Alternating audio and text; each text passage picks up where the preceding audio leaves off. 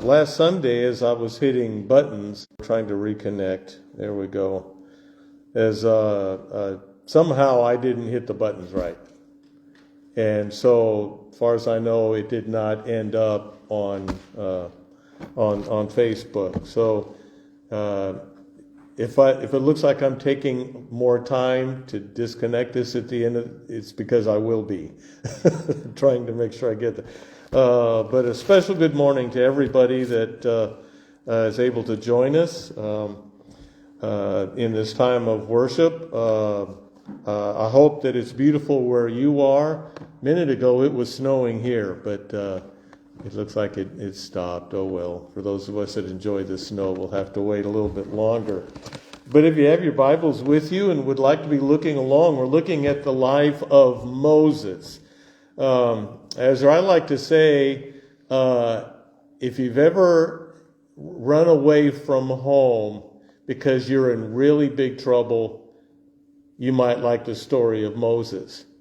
If you're not really sure who you are because you're a part of this group, but you're also a part of this group, and you just don't really know who you are, to whom you belong, the story of Moses might be good for you. If you've ever felt like God and people around you are asking you to do things that you, first of all, are not prepared to do, and you don't want to do it, the story of Moses might be really good for you. If you've ever had a time when you encountered God in a way that you never did before, a life-changing kind of meeting with God, this is the story of Moses. And as I've said before, when you read about people like this in the Bible, it is your story. We have a tendency to go, well, look at Moses does this and he does that. Well, that's a very entertaining story, but what difference does it make to me? I'm always looking for myself. I'm hoping that you're always looking at a story in the Bible and going, how is my life and my experience to be found in this? And I said it before, I'll say it again. If a story is really boring, it may have nothing to do with you. Go find one that does. I guarantee you there is someone in the Bible that is going through something that you and I are going through. Moses is one of those people whose life, your life, I cannot count how many times in my life I thought, my life is going to go in this direction and I've got really good plans for it, and it didn't work out that way. And my life is going in a whole different direction. And so I get reoriented. I figure out what direction my life is going to go. Okay, I'm with the program now. Let's get this thing going. And lo and behold, I'm headed off in a direction I never saw coming. This is Moses. Things are happening to him that are changing. Each time he's going, well, my life will never be the same again. And then something else happens. Well, I thought we'd found it. Nope, it's still not going to be the way it always was going to be. You know, if your life has always been comfortable and centered, and you always knew who you were and to whom you belonged, this story may not mean a lot to you. But and if that hasn't been your life, I guarantee you know people that have. So if you've ever been confused, if you've ever wondered what's the whole God thing about and what difference does it make to me, this is your story. And of course, he has run away from home because people wanted him dead. And he runs away. He goes about 300 miles outside of Egypt to the land of Midian, where he encounters people that he's never met before. They live a life that he's never lived before. And in his mind, he's going, I have no idea what I'm doing here. But God is thinking ahead. Because God, with Moses, he's got big plans. He's got a job for him to do. Is Moses ready to do it yet? No. He's going to lead the people out of slavery in Egypt to the promised land. He is not ready to do it yet. He does not have the knowledge, the experience, the insight into what God is trying to do in their lives. He doesn't get it. But one step at a time, okay? One step at a time. Let's work through this stage of your life, and you're eventually going to get to where I will be able to use you to do what you want to do. And of course, we know already, I'm getting ahead of myself right there. But so he's out. He was royalty, and now he's out with sheep and goats and whatever, out in the desert looking for a place for them to eat. And of course, he encounters the presence of God, right? And God decides, I'm going to appear to you as fire. But fire that is not consuming a bush. Do you remember the point of that? You know, they believe that if you went into the very presence of God, you would be destroyed. You would be burned up. You would just cease to exist. You cannot withstand the immediate glory of God. And when we look at the development of the priesthood, their whole job was to protect you from the glory of God. Their job was to keep you at a safe distance. And when you go to the temple, they'd be waiting there at the front door going, are you good enough to come in past this door?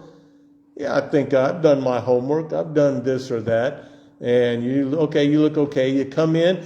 Okay, now you come in closer to God. And then they're going to stop you there and go, well, wait a minute. Maybe we better stop right here. This might be a safe place.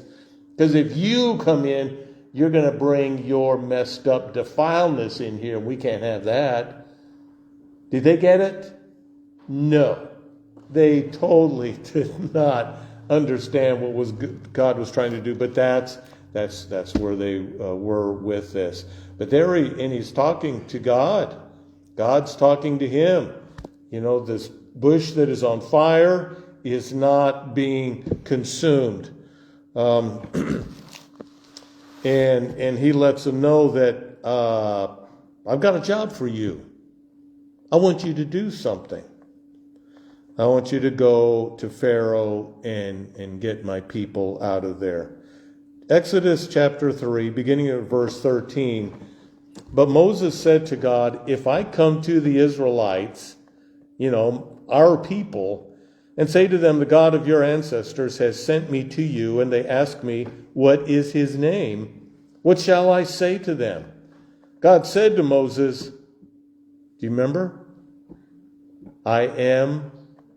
Now, the interesting thing here is that different versions will say his name differently, because when you look at it in Hebrew and you understand there's all this meaning there that when you just put it in English, you kind of miss it. I am who I am is how it is in mine. It's really I am, but if you read it in the original Hebrew, he's saying, I'm going to be who I am going to be. What was he saying? You're not going to tell me who I am. I decide. Now, what a lot of people don't realize is that have you ever had a stranger come up to you and go, what is your name? Excuse me? Why do you need to know my name? Who are you and what do you need from me? Right? Have you ever had anybody do that to you? What is your name? Okay, why do you need my name? There's something going on here, and I don't know what it is. Now, especially in these days, and it to some extent even now today, people wanted to know your name so that they could use it in a blessing or a curse. If I know what your actual name is, I could then come up with some little saying, equation or whatever, and I say the thing, and I can bless you or I can curse you. But either way, I have control over you if I have your name. And so to go to God and say, by the way, could you tell me what your name is? Implying what? So that I can control you? So that I can use you the way I want to use you? We wouldn't do that to God, would we? Do we ever go to God thinking, well, this is what I want from you, God? And so, but then again, I think about Jesus. You know, when we paint a picture of Jesus, when we have a particular description of Jesus, to what extent are we trying to figure out who Jesus really is? Or to what extent am I trying to make a Jesus that I prefer over some others that I've heard? Could it be that the Jesus I'm always talking about is a figment of my imagination that maybe doesn't really resemble who Jesus actually is? I've told you this before. People will come to me and they'll say, I hear you're one of them preacher boys. I go, yeah, on Sunday mornings. And then they'll go, do you believe in God? And I go, well, what is your definition of God? And they're trying to tell me you shouldn't believe in God. And I'll say, well, what is your definition of God? And they give me their definition of God. And invariably I'll go, I wouldn't believe in that God either. If that was what you just described was actually God, I would not be a follower. I would not be a Christian if that's what I had to deal with. You want to go back and work on who and what God is, what God is all about, then come and ask me if that's what I believe in. But I find that if I ask people, when you say the name Jesus, what are you even thinking about? If Jesus showed up here, how would we know that it was him? Given your knowledge and your experience with who Jesus is. Is there anybody here who thinks they have Jesus down 100%? That they're not maybe kind of fudging a little bit about this or that, so that I can feel free maybe to do this or not do that. I always hear, when I read the story, I always hear God going, oh, really? You want to know my name? Okay, I'll play this game with you. Yeah, my name is I Am, the great I Am. I am going to be not who you want me to be. I'm going to be who I decide to be. Now there, I gave you about 2 or 3 sentences. But that's really what he's saying here when he says, I am who I am, or who I'm going to be. Thus you shall say to the Israelites, I am has sent me to you. God also said to Moses, thus you shall say to the Israelites, the Lord, which sounds similar to I am, by the way, in the Hebrew, the God of your ancestors, the God of Abraham, the God of Isaac, and the God of Jacob, has sent me to you. So he says, yeah, I am the one that called Abraham out in the first place. And again, you remember, the salvation that he offers to the patriarchs were twofold. The first was what? If you choose to belong to me, you will be in a family so huge and amazing you can't count them all, right? And we're already seeing that happen. You know, the Hebrew people, this you see out of the 12 tribes, these are God's people. Okay, but what is the second one? The second promise God made in his salvation to Abraham is that there would be a special place where they could live in peace. In the presence of God, a peace that they cannot know anywhere else. This is why you always want to think metaphorically, Egypt, is there anything really wrong with Egypt? Of course not. You know, it's an amazing and a wonderful place. But for this event, it represents they're stuck in a life of sin.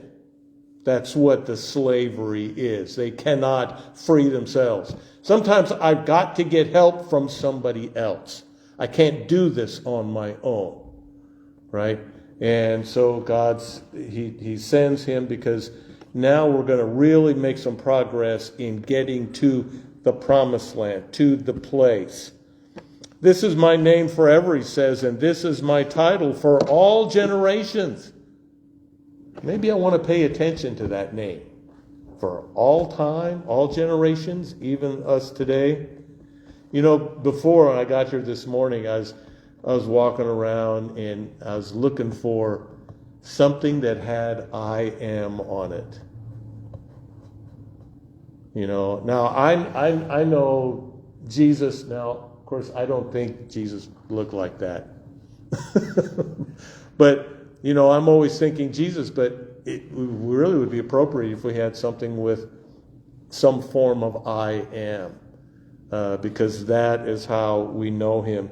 He says, go and assemble the elders of Israel and say to them, the Lord, the God of your ancestors, the God of Abraham, of Isaac, and of Jacob, has appeared to me, saying, I have given heed to you and to what has been done to you in Egypt.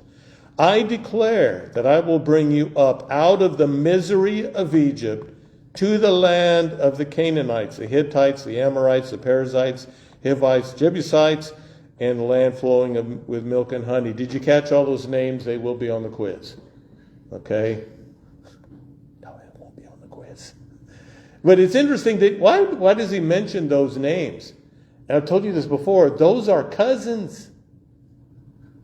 Those aren't just names pulled out of a hat, but those are people that are already living in God's place, in his land. Those people are already ahead of the Hebrew people. They're already there. Could it be that the family is going to be bigger than I ever imagined? They will listen to your voice, he says to Moses. You and the elders of Israel shall go to the king of Egypt and say to him, the Lord, the God of the Hebrews, has met with us. Let us now go 3 days' journey into the wilderness so that we may sacrifice to the Lord our God. I won't take the time, but how long a journey? 3 days. Does that sound familiar? 3 days and something amazing happens? I know, however, that the king of Egypt will not let you go unless compelled by a mighty hand. So I will stretch out my hand and strike Egypt with all my wonders that I will perform in it. After that, he will let you go. I will bring this people into such favor with the Egyptians that when you go, you will not go empty-handed. Each woman shall ask her neighbor and any woman living in the neighbor's house for jewelry of silver and of gold and clothing, and you shall put them on your sons and on your daughters, and so you shall plunder the Egyptians. I'd always had this image, it's like, and you know how the story goes, it's going to get real ugly.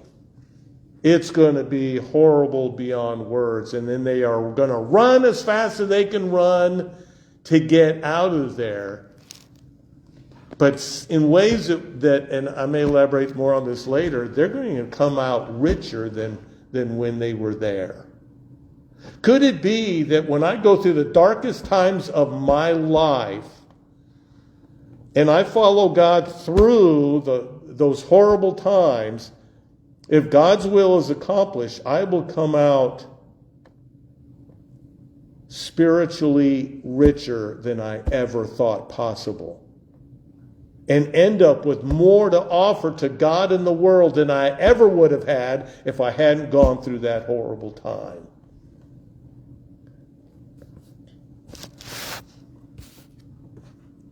And Moses is thinking, I don't want to do this, and I'm not the person to do this. Sounds like God really wants this to happen. Sometimes I'm afraid I'm more like Moses than I ever thought. Has there ever been a time when you were asked to do something that you were not prepared to do and you didn't feel qualified to do it? You know, the other day, I was talking, I went to my little local grocery store, and there was almost nobody there in the store at the time, and I was just going to buy 2 things, right? And then I now I'm up to like 6 things. Okay?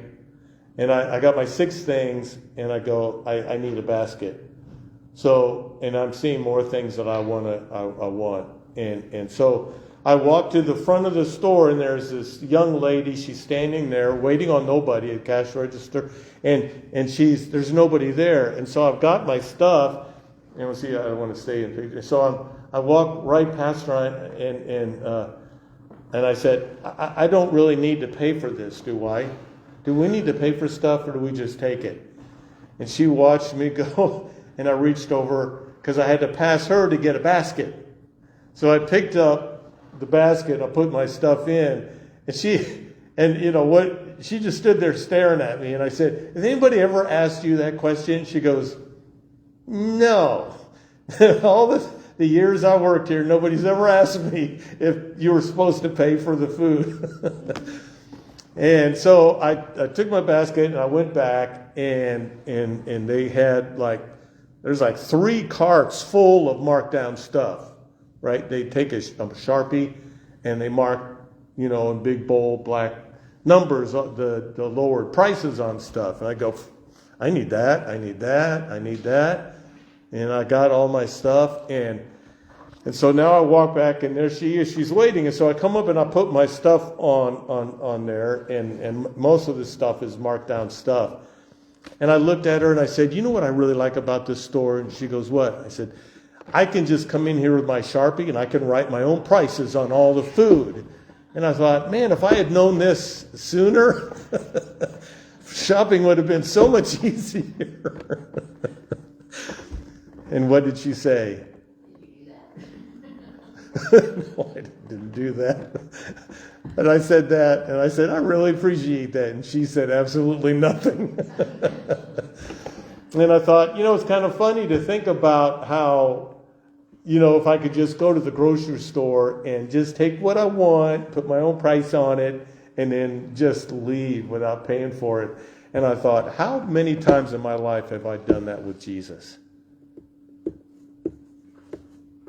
I want this part of Jesus. I like the really nice part. I really like the part that's going to fix my problems. I want the part of Jesus that's going to make me happy and will only ask me to do the things that I want to do and only the things that I feel prepared to do.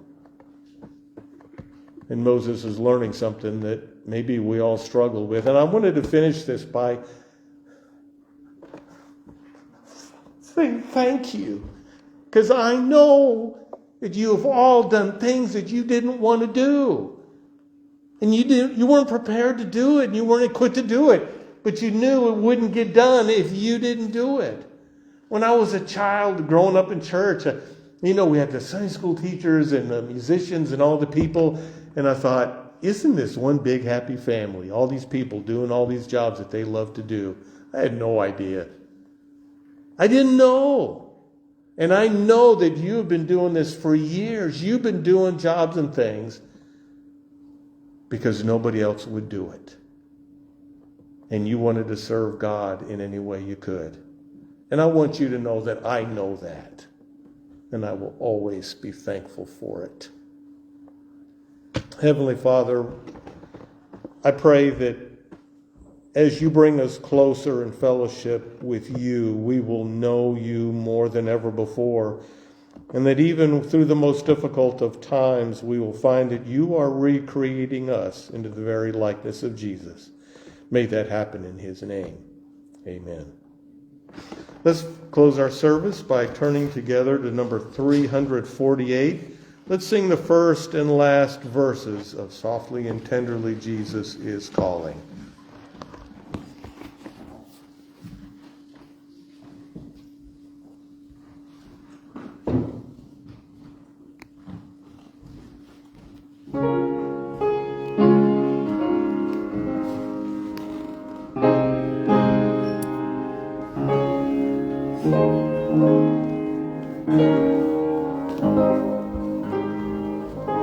I'm going to hit finish.